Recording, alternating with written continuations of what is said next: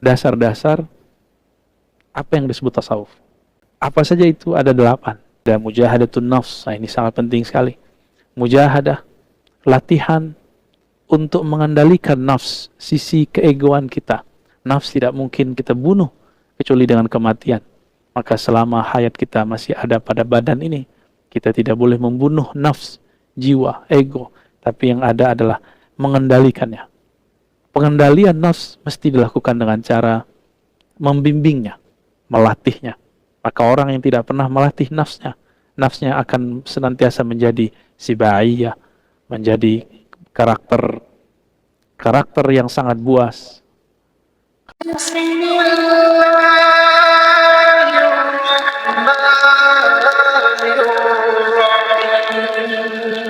Assalamualaikum warahmatullahi wabarakatuh. Alhamdulillahirabbil alamin wassalatu wassalamu ala sayyidil mursalin wa ala alihi wa ashabihi wa li baitihi wa dzurriyyatihi ajma'in. Bismillahilladzi la yadurru ma'a ismihi syai'un fil ardi wa la fis samaa'i as-sami'ul 'alim. Bismillahi na'udzu bi kalimatillahi tammati min syarri ma khalaq. Bismillahi nu'izu anfusana wa ahalina wa dzurriyyatina wal hadirin wal musyarikin wal muhibbin wal mustami'in bi kalimatillahi tammati min syarri ma khalaq.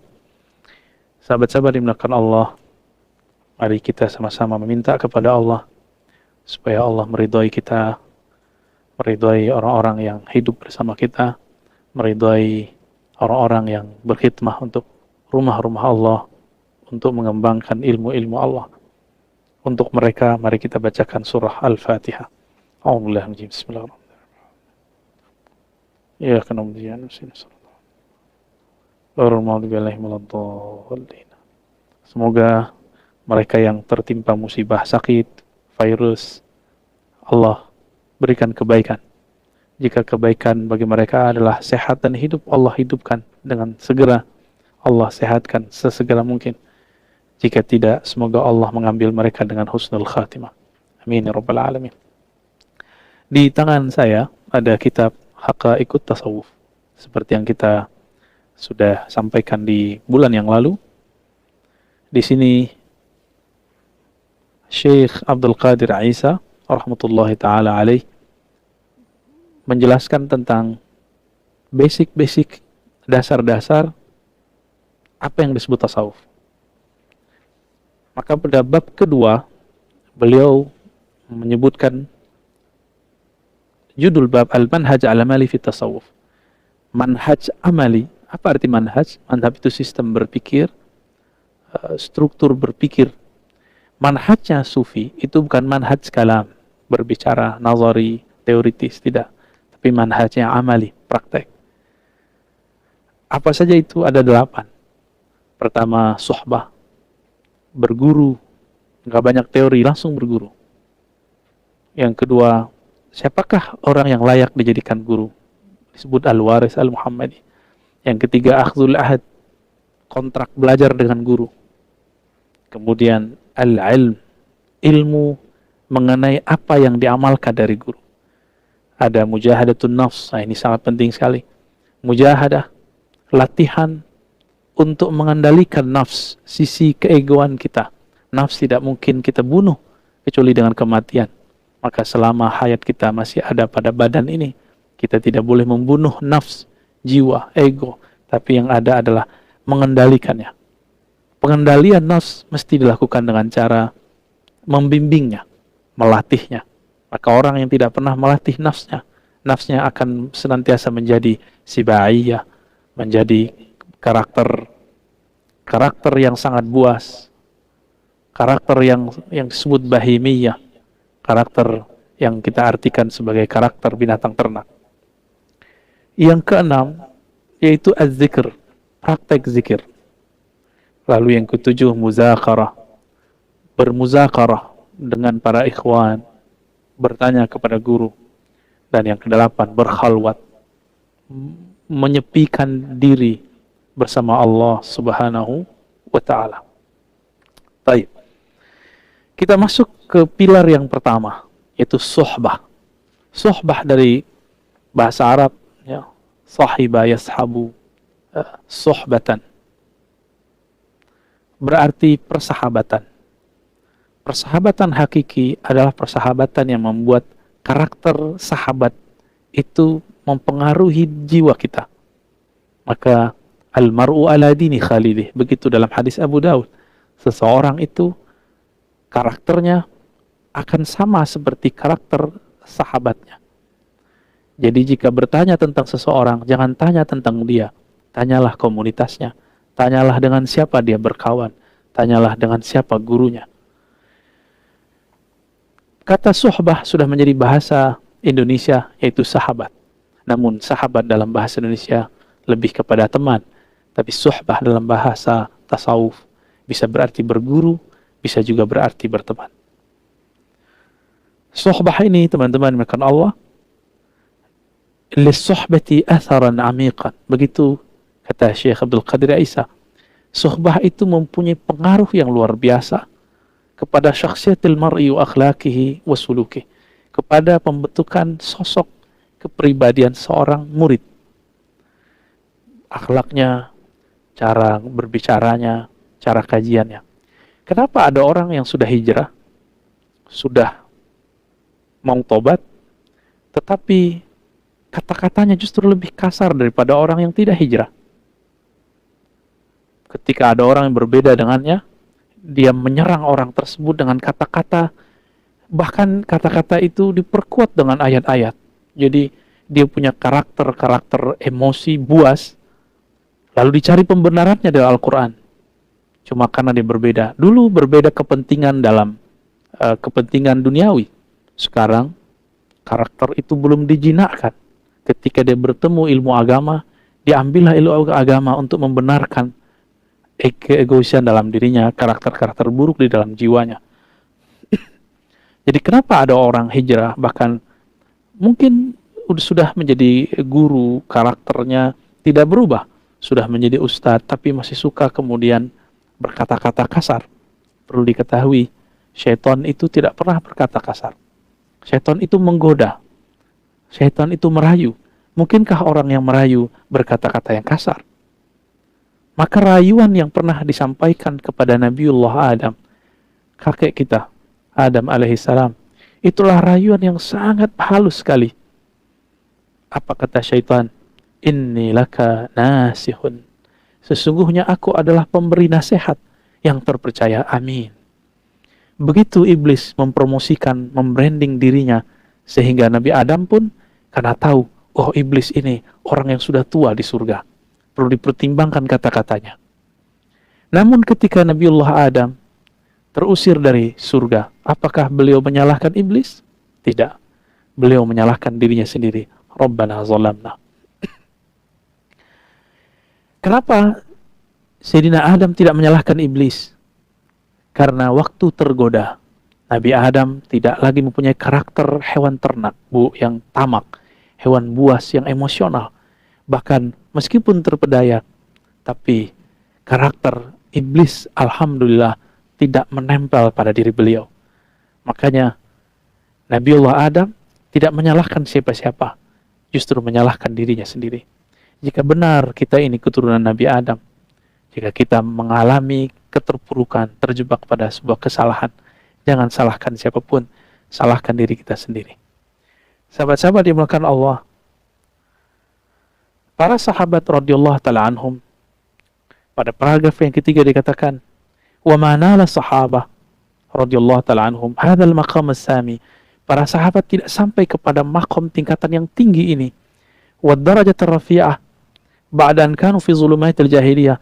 Setelah mereka berada dalam kegelapan akhlak-akhlak orang jahiliyah, illa bi musahabatihim li Rasulillah sallallahu alaihi wasallam wa mujalasatihim lah. Kecuali setelah mereka suhbah dan julus kepada Nabi. Suhbah, berguru kepada Nabi, duduk bersama Nabi, dan mendengarkan kata-kata Nabi. Itu sebabnya Imam ahli hadis, Imam Muhammad bin Ismail al-Bukhari, mengatakan syarat bahwa suatu hadis itu sahih, harus muttasil, harus bersambung antara guru dan murid, bertemu antara guru dan murid, dan tidak cukup satu kali pertemuan. Tapi harus ada tulus suhbah, panjang dan lamanya waktu berguru. Sehingga karakter kebaikan yang ada dalam diri guru pindah dan ditiru oleh si murid. Para sahabat yang dulu mereka melakukan semua kemaksiatan, yang kemaksiatan itu ada pada saat ini, ada pada zaman modern ini. Sebut saja apa kemaksiatan hari ini. Dulu ada di masa sahabat. Dengan karakter bercahaya dalam diri Nabi Muhammad SAW, itu mampu menerangi kembali kegelapan hati mereka. Dengan cara apa? Dengan cara mereka hadir bersama Nabi, hadir di majelis Nabi, mengikuti akhlak-akhlak Nabi, melihat hari-hari Nabi. Jadi sangat sederhana. Bukan dengan cara kuliah di kampus 4 tahun, S2 2 tahun, 3 tahun, atau S3 4 tahun, tidak. Tapi dengan cara mengikuti hari-hari Nabi SAW. Lalu akhlak Nabi yang ada pada sahabat itu diambil oleh tabi'in. Disebut tabi'in artinya orang yang mengikuti, taba'a, orang yang mengikuti baginda Nabi SAW melalui sahabat. Kenapa para tabi'in tidak langsung mengatakan, gak usah ikut sahabat, langsung saja kepada Rasul? Tidak. Mereka meyakini Rasulullah masih hidup di alam yang lain, tapi secara akhlak mesti berguru ke muridnya Rasulullah. Begitulah tabi'ut tabi'in, generasi setelahnya. Tapi kenapa ada hari ini orang mengatakan, tidak usah ikut guru, langsung saja kepada Allah dan Rasulnya? Apakah kita ini seorang Rasul, sehingga bisa langsung meminta kepada Allah, sehingga langsung bisa berkomunikasi dengan Allah? Jika memang antum sudah sanggup langsung berkomunikasi kepada Allah, silakan. Bahkan tidak perlu dengan Rasul. Langsung saja kepada Allah, mungkin menjadi Rasul yang baru. Tapi itu mustahil. Nabi mengatakan, la nabiyya ba'di. Tidak ada nabi setelahku. Berarti, jika ingin berkoneksi kepada Allah Subhanahu wa Ta'ala, kita mesti melewati Nabi Muhammad sallallahu alaihi wasallam. Nabi Muhammad secara fisik sudah masuk ke alam lain. Maka kita mesti bertemu dengan orang yang pernah bersahabat dengan beliau.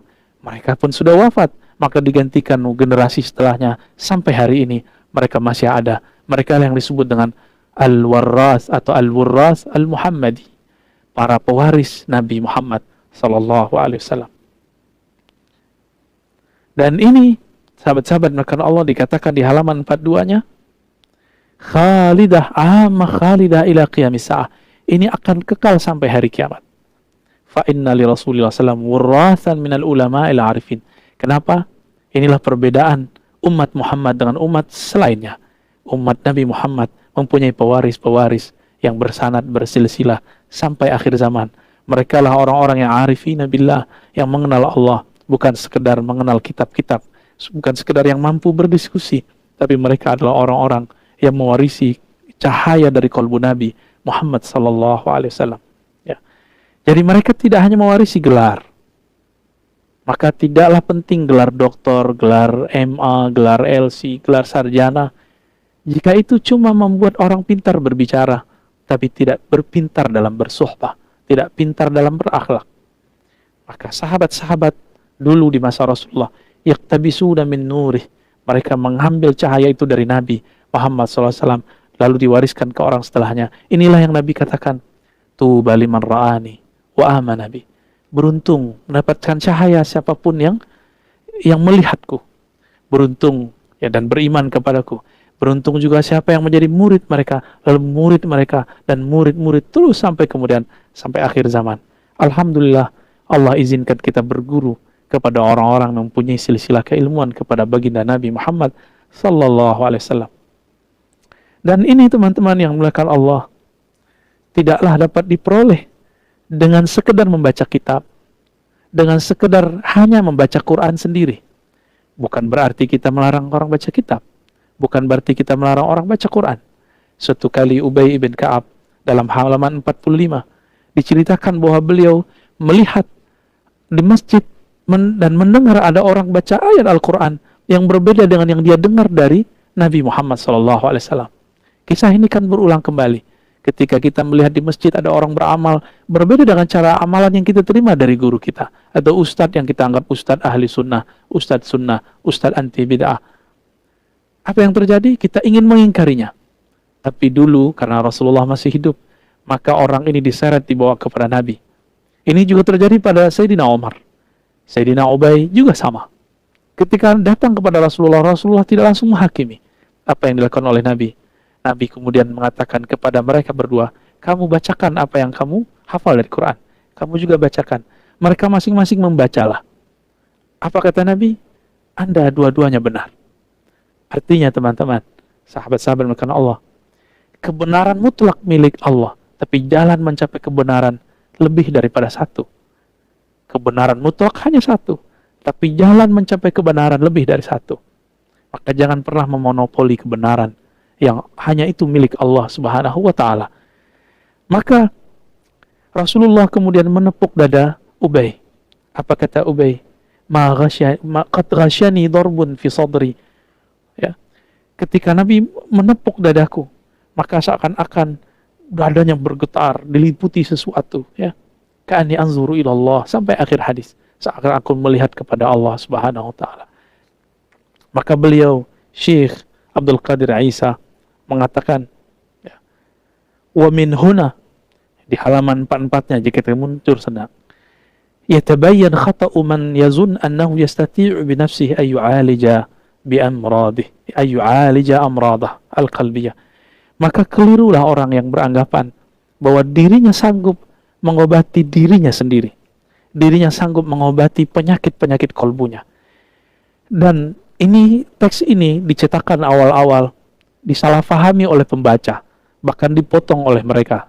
Mungkin setelah ini juga ada yang memotong video kita. Ya. Apa kata beliau? Keliru juga orang yang mengira ayatakhallasa min ilalihin nafsiyah. Dia sanggup terbebas dari penyakit-penyakit keegoan bimujarrad qiraatil Quran, dengan hanya membaca Al-Quran. Syekh Abdul Qadir Isa pada bagian footnote-nya mengatakan, kalimat aku ini disalahfahami oleh orang-orang yang berprasangka buruk. Mereka mengira saya melarang orang baca Quran, menghina orang baca Quran. Begitulah orang-orang yang hasad, selalu memelintir kata-kata lalu tidak menjelaskan apa maksudnya, selalu motong kalimat tanpa menjelaskan kesempurnaannya. Dari dulu, dari masa beliau ternyata sudah begitu. Jika hari ini ada, mungkin mereka satu komplotan, satu pewaris. Ternyata sifat buruk pun diwariskan.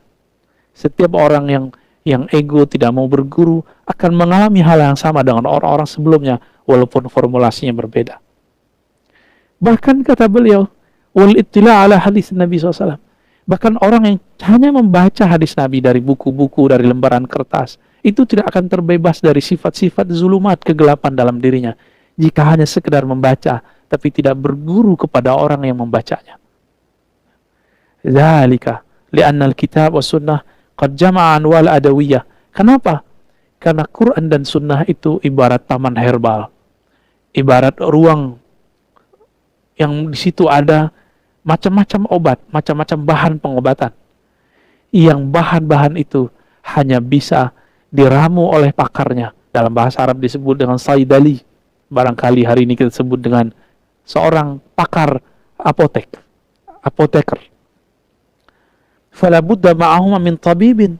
Seorang apoteker pun tidak bisa sendiri, dia butuh diagnosa dari seorang dokter. Maka butuh seorang tabib. Yasifu li kulli da'in dawa'u wa li kulli illatin ilajuha. Butuh seorang dokter yang mampu menjelaskan, ini obat untuk penyakit apa, ini penyakit obatnya apa. Al-Quran itu obat, syifa'un lima fis sudur. Namun siapa yang mengerti bahwa ayat ini obat penyakit ini? Hanya orang-orang yang mewarisi obat itu dari baginda Nabi SAW. Dan itu tidak bisa cuma dengan sekedar membaca kitab. Saya sering membuatkan analog. Jika teman-teman mampu membaca 1000 kitab kedokteran, apakah sudah boleh membuka praktek kedokteran? Jika saya membaca 100 buku pijit, buku tentang cara mengurut, apakah kemudian saya boleh buka praktek urut? Begitulah seterusnya. Sama. Jika dalam hal ilmu duniawi, kita harus punya sertifikat, ijazah, izin dalam membuka praktek, apatah lagi dalam persoalan akhirat, persoalan agama, maka perlu ada izin dari orang yang ahli. Fas'alu ahla dzikri in kuntum la ta'lamun. Maka bertanyalah, minta izinlah kepada ahlinya jika engkau tidak mengetahui. Lalu dari kisah Sayyidina Ubay tadi, Syekh Abdul Qadir Isa mengatakan, "Walihada lam yastati ashabu Rasulillah sallallahu alaihi wasallam ayutabbibu nufusahum bimujarrad qiraatil Quran." Inilah istinbat, inilah penggalian hukum yang luar biasa dari seorang yang mengerti rahasia-rahasia hadis. Apa kata beliau? Berdasarkan kisah Ubay dan Umar yang menghakimi sahabat yang berbeda dengannya, ternyata kemudian diluruskan, dia diobati oleh Rasulullah. Ini bukti, hatta sahabat Nabi tidak sanggup mengobati dirinya sendiri. Apalagi saya, apalagi kita. Walakinnahum lazamu mustashfa Rasulillah. Ini bahasa majazi. Lalu mereka bermulazamah. Apa arti mulazamah? Membersamai, mengikuti, atau menginapkan diri mereka pada rumah sakit Rasulullah SAW. Mustashfa. Tapi ini bahasa majazi. Fakana huwal muzakki lahum wal musharrif ala tarbiyatihim wal musyrif ala tarbiyatihim. Maka Rasulullah sallallahu alaihi wasallam yang kemudian membersihkan kotoran-kotoran di kalbu mereka, membimbing rohani mereka. Inilah yang disebut at-tabib ar-ruhi, guru yang menjadi obat penyakit-penyakit rohani. Inilah makna surat Al-Jumu'ah yang biasa kita baca. Huwallazi ba'atha fil ummiyina rasulan minhum. Dialah yang mengutus seorang nabi, seorang rasul dari kalangan yang ummi. Yatlu alaihim ayatih, mengalirkan bacaan ayat-ayat Allah kepada mereka. Wa yuzakkihim, lalu membersihkan mereka. Wa yu'allimuhumul kitab wal hikmah, baru mengajarkan mereka kitab dan hikmah. Kita terbalik, kita ajarkan dulu dalil, baru dibersihkan kalbu. Tapi sebelum kalbu bersih, orangnya sudah merasa bersih, akhirnya tidak kunjung bersih kalbunya. Ketika dia menjadi dai, jadi ustadz, maka penyakit-penyakit kalbu yang belum dibersihkan itu terbawa dalam pengajarannya, terbawa dalam bimbingannya. Jika karakter emosinya belum dibereskan, belum diobati, maka dia mengajar dengan keemosian. Jika karakter kasarnya, kata-kata yang menjijikkan, kata-kata menghardik belum dibersihkan dari kalbunya, dia jadi ulama, jadi ustadz, maka dia akan menghardik siapapun yang berbeda dengannya. Nauzubillah min dzalik. Maka beliau mengatakan berdasarkan ayat ini, fatazkiyatu syai' wa ta'limul Qur'an syai' akhar, halaman 46. Penyucian jiwa itu sesuatu bab yang tersendiri. Wa ta'limul Qur'an syai', mentransfer knowledge, keilmuan tentang Quran itu bab yang berbeda. Tidak boleh disamakan, ya. Maka teman-teman yang mulakan Allah, beliau mengatakan, kam nasma'an unasin mutahayyirin yaqra'una al-Qur'an wa yattali'una 'ala al-'ulum al-islamiyyah katsira wa yatahaddatsuna al-wasawis syaitaniyah wa hum ma'a dzalika la yastati'una ay takhallasu minha fi salatihim. Paragraf kedua di halaman 46 ini betul-betul menampar saya dan kita semua. Betapa banyak kita dengar, kata Syekh Abdul Qadir Isa, orang-orang yang hafal Al-Quran, orang-orang yang mampu mutalaah ilmu-ilmu yang luar biasa, bahkan bergelar Syekh, Kiai Haji, Doktor, LCMA, sarjana agama, sarjana hukum, sarjana, sebutkan semua gelar. Mereka mampu berbicara teori-teori tentang ilmu kerohanian, tetapi karena mereka tidak berguru, tidak bersuhbah, mereka tidak sanggup ayatakhallasu min hafiz salatihim. Mereka tidak sanggup untuk berlepas dari was-was saat sholat mereka. Artinya, hafiz Quran, mengerti hadis, mengerti ilmu fikih, tamatan luar negeri, dalam negeri, sama saja. Mereka tidak khusyuk dalam sholatnya. Saya tidak jarang mendengar kalam ini. Bahkan beberapa sahabat saya mengatakan, Ar-Razi, mustahil khusyuk. Padahal orang ini hafiz Quran. Padahal orang ini ngaji hadis sangat lama sekali. Apa yang salah? Khusyuk bukanlah sesuatu yang dapat dibaca dari buku. Khusyuk itu adalah ahwal rohani yang mesti ditimba dari ahli rohani. Siapa yang tidak pernah menimbanya dari mereka, dia tidak akan pernah minum rasa nikmatnya khusyuk kepada Allah Subhanahu wa ta'ala. Orang yang membaca tentang nikmatnya menikah dari buku, dia membaca 1000 buku, mendengarkan 1000 podcast tentang pernikahan, ikut training 100 kali training pernikahan, tapi dia tidak pernah menikah, dia tidak akan merasakan indahnya menikah.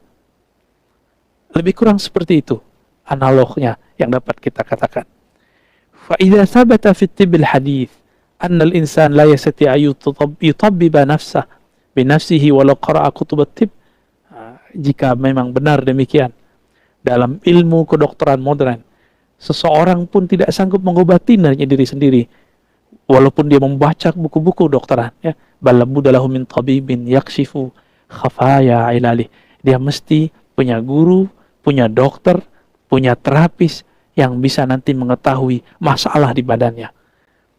Begitulah dalam perkara qalbiyah, dia mesti ketemu al-tabib al-muzakki, orang-orang yang dapat menyembuhkan kalbunya.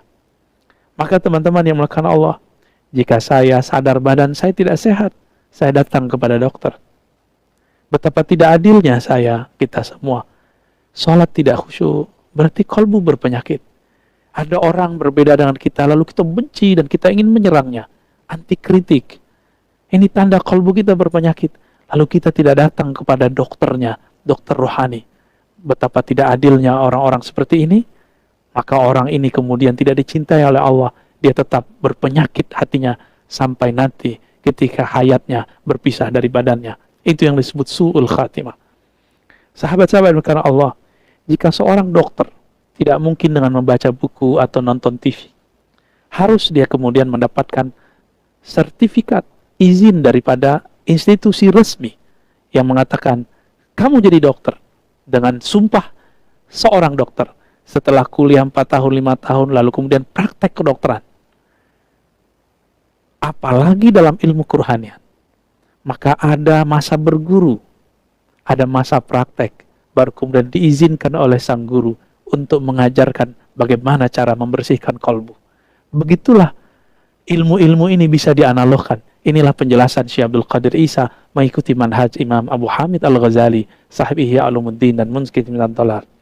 Sahabat-sahabat makan Allah, di sini dikatakan juga, ya, maka tidak mungkin melakukan penyucian jiwa kecuali ala yadi mursyidin kamilin ma'zunin bil irsyad. Tidak mungkin kecuali dibimbing oleh seorang mursyid. Mursyid itu sama artinya dengan murabbi. Mursyid itu sama artinya dengan seorang trainer atau seorang yang mampu kemudian menjadi mentor rohani kita. Kamil di situ bukan berarti sempurna, tiada celah. Kamil di situ berarti orang yang telah menyelesaikan tahapan-tahapan latihannya. Ma'zun, lalu dapat sertifikasi dari gurunya yang disebut dalam keilmuan kita ijazah. Bil irsyad, izin untuk apa? Bukan sekedar mengamalkan zikir. Maka ijazah itu secara umum ada ijazah mengamalkan zikir, ada ijazah mengajarkan zikir, ada ijazah membimbing para pezikir. Sahabat-sahabat yang melakukan Allah, ijazah tersebut diwariskan dari masa ke masa. Dulu ada yang dengan lisan, kemudian karena zaman berubah, orang butuh bukti, maka sekarang ditulis dalam lembaran-lembaran kertas. Tapi bagi pemburu-pemburu ijazah, jangan senang dulu kalau sudah dapat ijazah kertas, karena kemurnian kolbu tidak ada pada kertas. Kemurnian kolbu ada pada kolbu itu sendiri. Walaupun saya dapat 1000 ijazah dari guru mursyid, jika tidak pernah mengamalkan ilmunya, tidak pernah suluk bersuhbah kepada mereka, maka ijazah tinggal ijazah, kolbunya tetap bermasalah. Lalu kemudian Maulana Syekh Abdul Qadir Isa menyebutkan di sini ada 7 dalil suhbah di Quran, karena ini zaman orang berdalil. Silakan dilihat surah Al-Ahzab ayat 23, Al-Kahf ayat 28, kemudian Luqman ayat 15, Furqan ayat 27 sampai 29, kemudian Zukhruf ayat 67, Al-Furqan ayat 59, dan begitu juga kisah Nabiullah Khidir dan Nabi Musa, Al-Kahf, surah Al-Kahfi ayat 66 sampai 67. Sahabat-sahabat yang melakukan Allah, pendek cerita, 7 dalil itu ada pada dalil yang ke-7. Sayyidina Musa sudah jadi nabi. Coba bayangkan, seorang rasul, seorang nabi bisa berkalam-kalam dengan Allah, tapi masih butuh seorang guru. Adakah di antara kita yang lebih mulia daripada Nabi Musa? Para sufi, para ahli tasawuf dituduh, difitnah oleh dajjal-dajjal zaman sekarang. Dajjal-dajjal teri yang mengatakan bahwa sufi meyakini wali lebih tinggi dari para nabi. Tidak, wallahi, demi Allah, ini tuduhan buhtanun azim. Ini tuduhan yang sangat keji sekali. Tidak pernah ada dalam kitab Imam Al-Hakim At-Tirmizi, ahli hadis, ahli sufi di masa salafus saleh mengatakan hal itu. Tidak ada di kitab Ibnu Arabi, tidak ada di kitab Ibnu Sab'in, tidak ada di kitab sufi manapun yang mengatakan bahwa wali lebih tinggi daripada sufi. Semua itu adalah karena gagal baca, tidak bersuhbah kepada ahlinya, hanya membaca satu lembar lalu tidak mengikuti lembaran berikutnya. Sahabat-sahabat bukan Allah, Nabi Musa ditanya oleh seseorang, adakah orang yang lebih alim darimu wahai Musa? Dia menjawab tidak. Maka Allah tegur agar masih berguru kepada Nabiullah Khidir Balya ibn Mulkan. Seorang nabi, seorang rasul masih berguru. Kita siapa? Antum siapa? Saya siapa? Anda siapa? Jika kita sudah mengenal diri kita, pasti kita akan mencari guru yang akan membimbing kita kepada Allah SWT. Imam Ghazali, Abu Hamid Al-Ghazali masih berguru kepada Yusuf An-Nasaj, kemudian Abu Ali Al-Farmadi, dan guru-guru yang lain. Imam Ghazali hafal ribuan hadis. Semua dalil kitab Ihya beliau hafal. Karena beliau ahli hadisnya hanya sampai pada level ahli hadis versi ahli fiqih. Maka beliau menghafalkan matannya, teksnya, tapi tidak menghafalkan sanadnya. Berbeda dengan Ibnul Jauzi yang mengkritisi Imam Ghazali, hafal sanad dan matannya. Tapi zaman hari ini, cuma mengajarkan arba'in 42 hadis disebut Ustadz Sunnah. Ya, orang cuma baca kitab Sahih Bukhari, dianggap sudah langsung berbicara kepada Nabi, atau langsung bisa berguru kepada Nabi. Betapa jauhnya manhaj kita dengan manhajnya ulama-ulama terdahulu. Sahabat-sahabat yang dimuliakan Allah, apa kontrak belajar antara Nabi Musa dan Nabi Khidir? Kata Nabi Musa dengan rendah hati beliau berkalam dalam surah Al-Kahfi ayat 66. Di kitab ini halaman 47. Hal attabi'uka ala an tu'allimani mimma ulimta rushda. Apakah engkau perkenankan aku, wahai Balya Khidir, agar engkau mengajariku apa-apa yang Allah ajarkan kepada engkau daripada rushda, petunjuk-petunjuk. Maka seorang guru yang mampu memberikan rushda, disebutlah guru itu mursyid. Rasyada, ya, yang kemudian fa'ilnya disebut rasyid atau arsyada, yurshidu, irsyadan, fahuwa mursyidun. Mursyidnya Nabi Musa adalah Nabiullah Khidir alaihissalam. Maka gelarnya Nabiullah Khidir Syekhul Anbiya wa Syekhul Awliya. Syekhul Anbiya siwa Muhammadin, Syekhul Awliya kullihim. Guru para nabi selain Nabi Muhammad. Gurunya para wali, semuanya wali-wali yang tinggi. Berkata Nabiullah Khidir alaihissalam, innaka lan tastati'a ma'iya sabra. Kamu tidak akan sanggup bersamaku untuk sabar. Zaman sekarang orang-orang yang tidak memahami bab ini kemudian menuduh Nabi Khidir masih sudah mati dan wafat. Teman-teman, hitunglah kapan Zulkarnain hidup. Lalu hitunglah jaraknya dengan Nabi Musa. Jika kita menghitung umur manusia biasa, tentu beliau sudah tidak bertemu dengan Nabi Musa. Nabi Musa tidak bertemu dengan beliau karena sudah mati. Zulkarnain sudah mati. Tapi Nabiullah Khidir masih bisa ditemui oleh Nabi Musa. Maka ini dalil yang cukup untuk membersihkan cara berpikir kita yang tidak benar. Yang mengatakan dengan tergesa-gesa dan emosi bahwa Khidir sudah mati. Betapa tidak beradabnya orang ini kepada Nabi Musa. Seandainya kalam ini kita pakai, bahwa setiap masa kemudian orang akan mati. Tidak, Nabi Khidir telah minum ma'ul haya, air kehidupan. Maka Nabi Musa mati, beliau tidak mati. Sahabat-sahabat yang dimuliakan Allah, nanti di waktu tertentu kita akan membahas satu kitab, yaitu yang berjudul Az-Zahrun Nadar fi Halil Khidir, ya, tentang bagaimana ahwal Khidir yang ditulis oleh Imam Al-Hafiz Ibn Hajar Al-Asqalani. InsyaAllah, tabaraka wa ta'ala. Lalu beliau menyebutkan dalilnya sebenarnya banyak di Quran, ada ratusan. Begitu juga hadis, ratusan. Kemudian disederhanakan dalam hadis menjadi 6 dalil.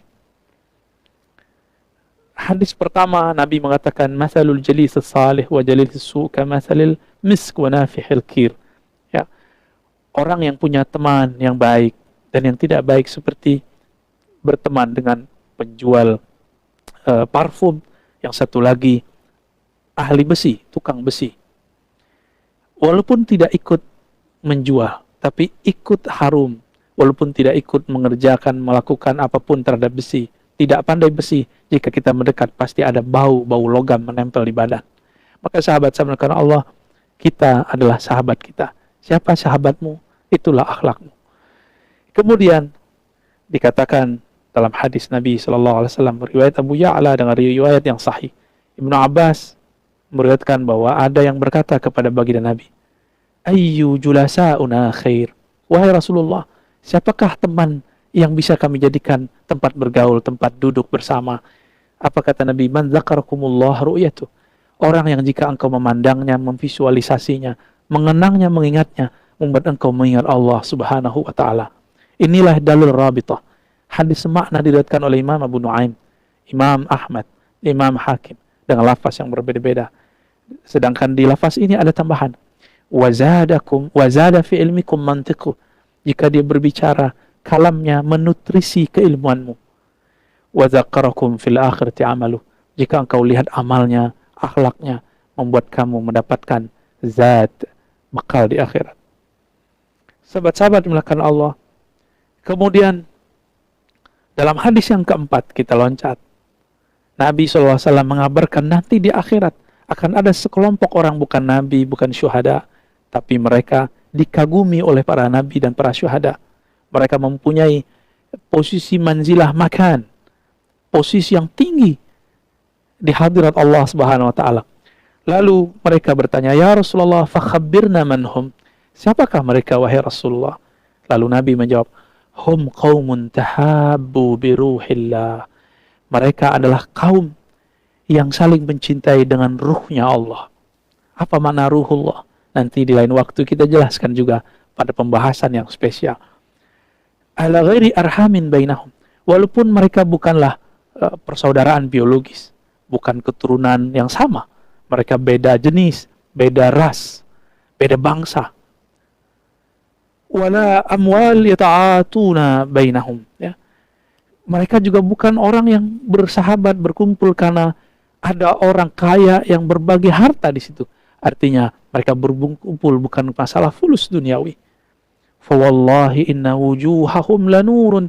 Nabi bersumpah, jarang-jarang Nabi bersumpah, demi Allah wajah mereka adalah cahaya. Wa innahum la'ala nur, bahkan cahaya di atas cahaya. Wala yakhafuna idza khafan nas. Di saat manusia ketakutan, mereka tidak takut. Di saat mereka manusia sedang bersedih, mereka tidak bersedih. Lalu beliau membacakan ayat, ala inna awliya Allah la khawfun alaihim wa lahum yahzanun.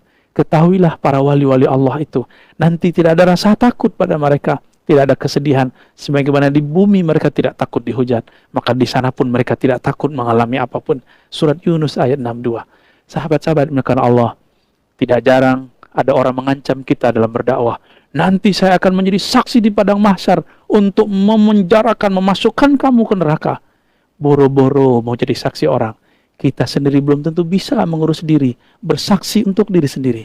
Jaga kalam kita. Jangan beragama dengan emosi. Jangan-jangan kita yang salah. Sahabat-sahabat dimulakan Allah, karena hari ini orang tidak faham bab suhbah, maka yang bukan ulama dianggap ulama. Yang ulama dianggap bukan ulama. Orang yang dari kecilnya sekolah keagamaan sampai S3-nya di ahli tafsir di negeri ini, dihormati orang ini di Al-Azhar, dihormati orang ini di kancah internasional.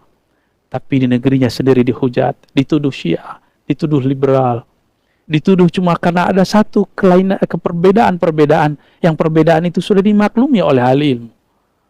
Tapi ada satu orang yang berbeda dengan negerinya, yang membela Al-Qaeda, teroris, yang tidak bersumber, tidak sekolah keagamaan, cuma karena hafal indeks-indeks Al-Quran, lalu kemudian banyak orang terkagum dengannya, itu kemudian dipuja-puji. Ketika ada yang mengkritiknya, maka kita kemudian dicaci maki. Sahabat-sahabat makan Allah, kritik itu biasa.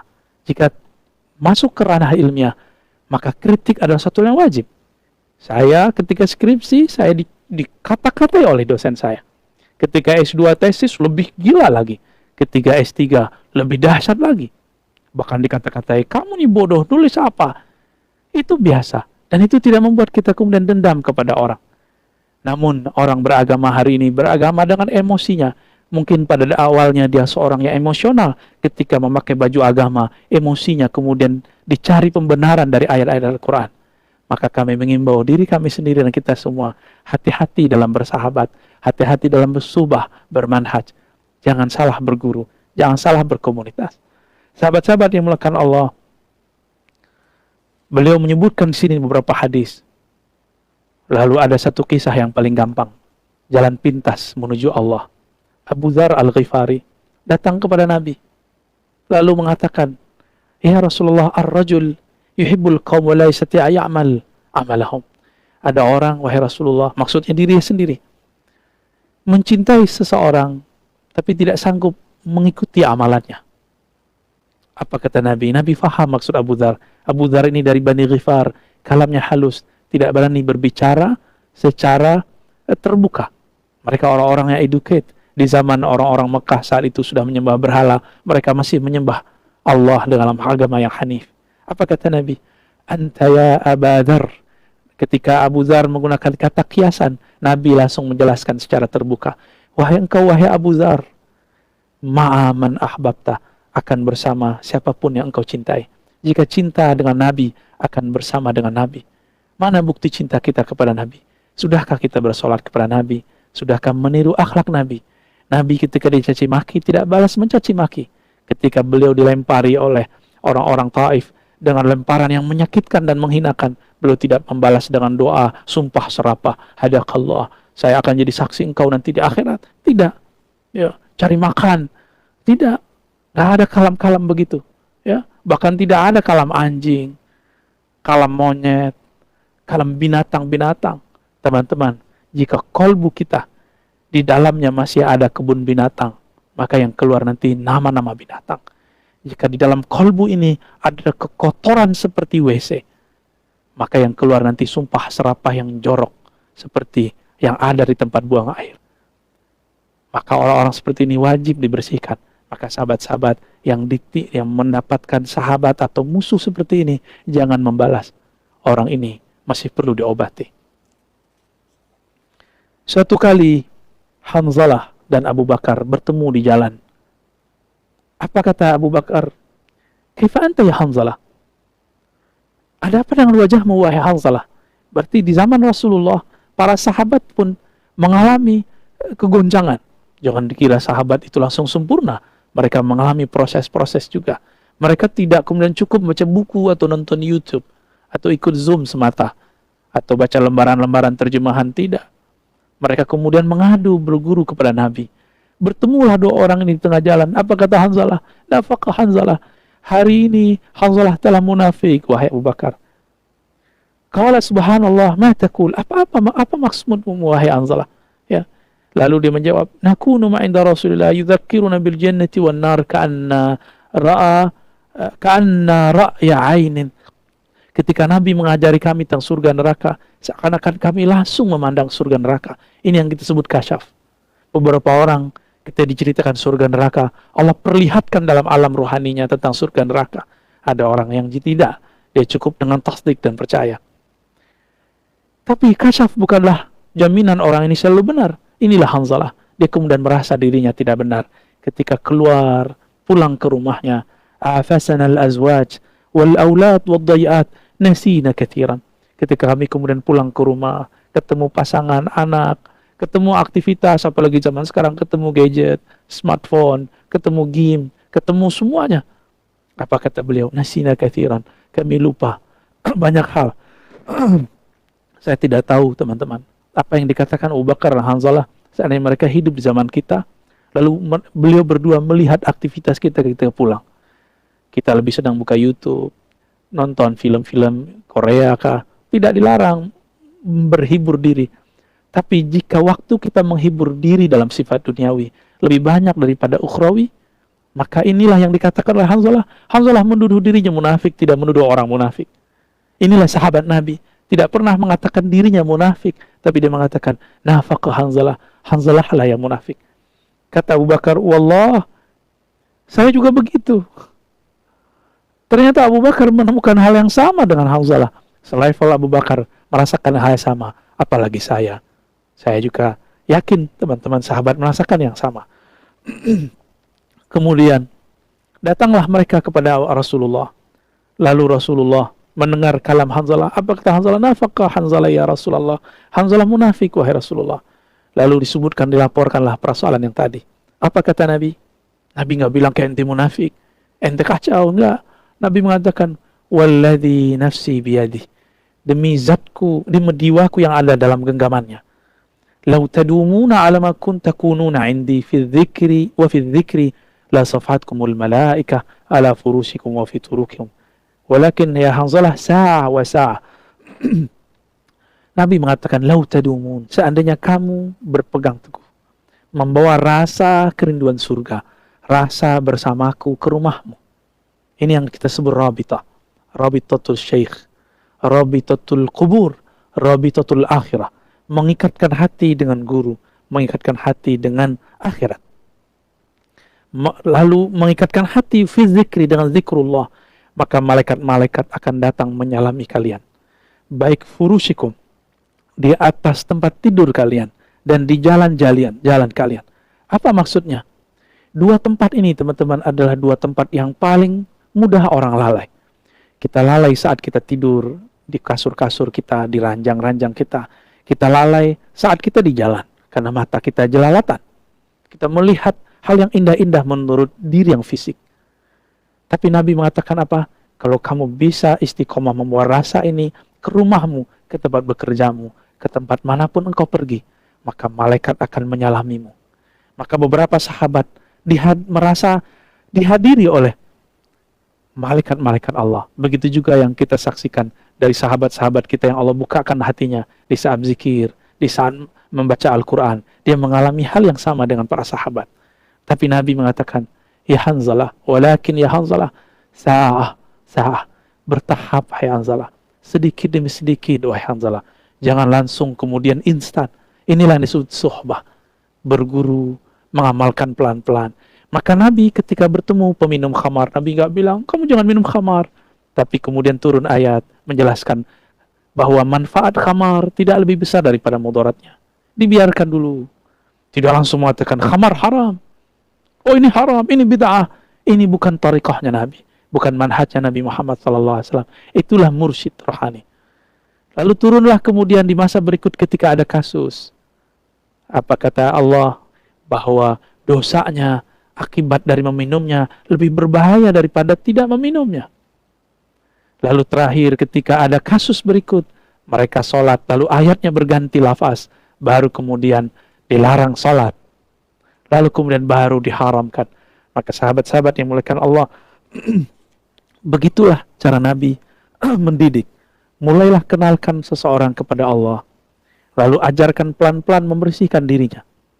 Dulu seorang ulama, pendiri Institut Ilmu Al-Quran dan PTIQ, ya, dua lembaga besar di Indonesia ini, yang S1, S2, S3-nya, yang sekarang saya mengajar di salah satu lembaganya, bernama Syekh Kiai Haji Ibrahim Hussein. Beliau mempunyai tradisi seperti kiai kebanyakan di Pulau Jawa, di Nusantara ini, yaitu syurbud dukhan, mengkonsumsi rokok. Lalu beliau sakit, datang kepada dokter. Dokternya mengatakan berhenti. Karena beliau menghargai ilmu seorang dokter ini, maka beliau berhentilah secara mendadak, tidak bertahap. Apa yang terjadi? Sakitnya bertambah parah, badannya bertambah lemah, nafsu makannya tidak ada, wajahnya terlihat lesu, tubuhnya lunglai. Karena masalah ini akhirnya beliau datang lagi ke dokter, dicarilah dokter, ketemu dokter yang lebih senior. Apa kata dokter ini? Siapa yang melarang Pak Kiai untuk merokok? Secara mendadak. Lalu kemudian beliau merahasiakan nama dokternya. Kata si dokter senior ini, itu dokter baru praktek, dia belum mengerti cara menterapi orang. Jam terbangnya belum banyak. Pak Kiai kalau mau berhenti, bertahap. Kembalilah merokok, tinggalkan secara bertahap, sehingga kemudian dia bisa terbebas secara mutlak. Ternyata terapi orang narkoba juga sama. Terapi orang-orang kecanduan minum juga sama. Terapi orang yang terkena penyakit maksiat juga sama. Sahabat-sahabat kepada Allah, itulah seni seorang guru dalam mentazkiyah kolbu murid-muridnya. Maka di sini di halaman 50 sampai akhir bab beliau menjelaskan tentang kalam-kalam ulama mengenai pentingnya berguru. Jika mereka menganggap berguru itu penting, yang paling menarik adalah tentang kalam Ibnu Qayyim Al-Jauziyah yang memberikan kriteria bahwa guru yang akan kita cari adalah guru yang tidak mengikuti hawa nafsu, tapi guru yang zakir, yang ingat kepada Allah, yang tidak ghaflah, yang tidak lupa. Bagi beliau menemukan pada salah satu sosok gurunya. Ini yang disebutkan dalam kitab Awabil Shayyib. Jika mereka berguru, apalagi kita. Sahabat-sahabat makanan Allah, inilah beberapa kajian bedah kitab dari Haqaiq An-Tasawuf. Semoga bertambah nutrisi keilmuan dalam diri kita. Wassallallahu ala Muhammad. Teman-teman yang melakukan Allah, khusyuk itu bukanlah menerjemah. Khusyuk di dalam surah Ghasyiyah dikaitkan dengan absar. Absaruha khasyi'ah. Pandangannya tunduk. Maka khusyuk yang dimaksud dalam salat adalah pandangan basirahnya, pandangan batinnya tunduk kepada Allah Subhanahu wa ta'ala. Kita kalau bertemu orang yang sangat kita hormati, kita akan tertunduk, tidak mampu melihat wajahnya yang mulia kecuali beliau memperkenankannya. Dulu waktu saya berguru kepada masyaikh-masyaikh dari Suriah, kita awalnya tidak sanggup memandang wajah mereka sampai mereka mengatakan, tabi'uni. Matanya lihat sini. Ini perbedaan orang kita berguru dengan orang Arab. Kita berguru ke kiai-kiai, masyaikh kita, mata kita tertunduk. Ini yang disebut adab. Tapi bagi mereka melihat wajahnya yang disebut beradab, itu juga disebut khusyuk. Betul, banyak metode untuk khusyuk. Tapi Nabi tidak pernah memaksakan umat untuk menerjemah dan memahami bacaan yang kita baca. Inilah masalah dosa-dosa kita yang sudah kita timbun lama. Kita belajar Al-Quran, cuma belajar hafalannya, bacaannya, tapi tidak melatihkan memahami maknanya. Maka orang-orang di luar agama kita, peneliti-peneliti dari barat sana, mereka heran. Kenapa ada orang Islam baca Quran tapi dia tidak mengerti isinya? Membacanya lancar tapi pemahamannya tidak mengerti. Ini aneh daripada umat Islam. Sedangkan di agama mereka, kitab-kitab sucinya diterjemah. Meskipun kemudian pasti terjadi beberapa perubahan, tapi targetnya mereka membaca lalu paham. Di dalam Islam, untuk menjaga keutuhan, kemurnian, keotentikan Quran tidak boleh dibawakan yang di dalam sholat itu adalah Quran terjemahan. Mesti Quran yang asli, yaitu teks Arabnya. Di luar itu kita boleh menerjemah. Tapi teman-teman, metode memahami bacaan untuk khusyuk itu metode biasa. Metode lama. Ini yang diistinbatkan orang, janganlah kamu sholat wa antum sukara. Jangan kamu sholat, kamu dalam keadaan mabuk, sampai kamu sadar apa yang kamu baca. Tapi orang yang membawa makna ayat ini ke makna khusyuk, ini tidak memahami asbabun nuzulnya dengan baik. Asbabun nuzul ayat ini adalah orang-orang yang sholat dalam keadaan mabuk. Dan mereka tidak memahami apa yang dia baca. Nggak sadar apa yang dia baca, sehingga merubah beberapa ayat. Bukan orang seperti orang Indonesia, atau sekitar Indonesia, yang tidak mengerti bahasa Arab lalu membaca. Ini bukan mabuk. Jadi betapa kita zalim kepada umat, lalu mengatakan mereka yang tidak paham baca Quran, lalu disebut mereka mabuk. Jika demikian, maka semua mungkin 90% orang yang sholat di masjid-masjid kita adalah orang mabuk. Karena yang mengerti, yang nyantri, yang belajar bahasa Arab cuma beberapa orang. Maka, adakah cara lain? Pertanyaan terakhir, ini yang akan kita jawab. Ada. Khusyuk itu terbit dari kolbu. Maka, bersihkan kolbu dari selain Allah, isilah dia dengan nama Allah, keagungan sifat-sifat Allah. Maka rasakanlah sholat Anda, sholat kita, sholat antum akan khusyuk. Tapi mungkinkah yang mengisinya, yang memvaksin si kolbu itu orang yang tidak ahli? Cuma lewat YouTube, lewat Zoom? Tidak mungkin. Mesti berguru bertatap muka kepada mereka. Tapi zaman ini, sahabat-sahabat Allah, sepertinya berguru tatap muka susah sekali. Maka kita serahkan saja kepada Allah. Jika memang sahabat-sahabat takut untuk berguru kepada orang secara langsung, karena zaman seperti ini, maka ilmui saja. Lalu ketika selesai sholat, astagfirullahalazim, minta ampun kepada Allah, karena sholatnya tidak khusyuk. Jangan berhalakan khusyuk, tapi sembahlah Allah yang menyuruh kita untuk sholat. Dan khusyuk itu adalah hadiah dari Allah yang mau mengisi kolbunya dengan nama-namanya. Jadi khusyuk itu ketika mata ke tempat sujud, tubuh menghadap kiblat, kolbunya menghadap kepada nama, sifat dan zat Allah Subhanahu wa taala. Wallahu a'lam. Bisakah melalui online? Teman-teman yang dimuliakan Allah, guru-guru kita membolehkan transfer knowledge, keilmuan lewat online. Tapi bagaimana kita akan mentransfer ahwal rohani, semangat beribadah, semangat untuk berzikir, energi yang ada dalam kolbu seorang guru ditransfer oleh recording yang ada di dalam YouTube atau Zoom? Tentu susah. Namun beberapa orang yang hatinya lembut tetap akan bergetar ketika sang guru berbicara meskipun dari balik layar. Kenapa? Inilah rahasia hadis tadi. Anta ma'aman ahbabta. Engkau akan bersama dengan siapa yang engkau cintai. Maka bagi yang jauh, pintunya cuma satu. Cintai guru kita meskipun berjarak. Maka ruh orang ini akan selalu bersama. Meskipun berjarak, nanti rasanya akan terasa hadir. Nanti penciriannya sederhana. Nanti akan masuk ke alam bawah sadar. Terbawa mimpi, terngiang-ngiang dalam keadaan sadar. Teringat selalu petuah-petuahnya, kalam-kalamnya. Insya Allah, suhbah online ini diterima juga oleh Allah Subhanahu wa taala. Lalu yang kedua tentang apa tadi? Saya lupa. Oh, bolehkah berpindah thariqah? Teman-teman, thariqah itu jalan. Saya ketika hendak pergi ke Monas, banyak jalan. Siapa yang ngelarang saya pindah jalan? Thariqah Qadiriyah, Syaziliyah, Naqsyabandiyah, Tijaniyah, Idrisiyah, Sanusiyah, Khalwatiyah, Samaniyah. Ini cuma jalan-jalan. Imam-imam ini tidak akan pernah membatasi muridnya, kecuali imam ini tahu dia punya jalur khusus kepada Nabi. Ini yang terjadi pada Sidi Ahmad Tijani di masa hidupnya. Beliau mengatakan, kalau sudah bersamaku, gak usah ikut yang lain. Kenapa? Karena beliau sudah punya akses langsung, baik secara sanad, keilmuan, ataupun sanad kerohanian. Begitu juga imam-imam yang lain. Tapi itu Imam Ahmad Tijani, wali yang pangkatnya sudah sampai kepada Al-Qutub Al-Ghaus. Apakah muridnya bisa begitu? Belum tentu. Mungkin ada yang begitu, ada yang tidak. Apakah kemudian orang-orang setelahnya begitu? Belum tentu juga.